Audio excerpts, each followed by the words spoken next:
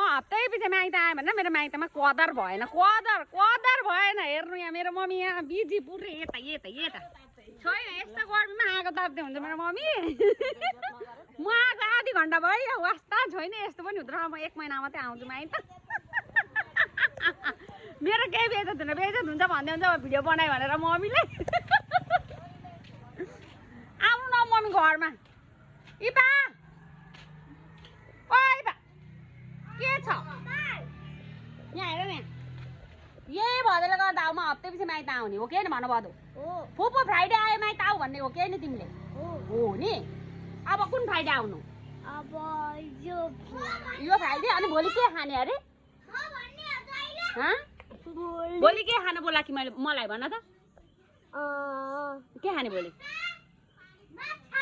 माछा खाने भोलि मेरो भदले मलाई हप्ता पछि बोलाउँछ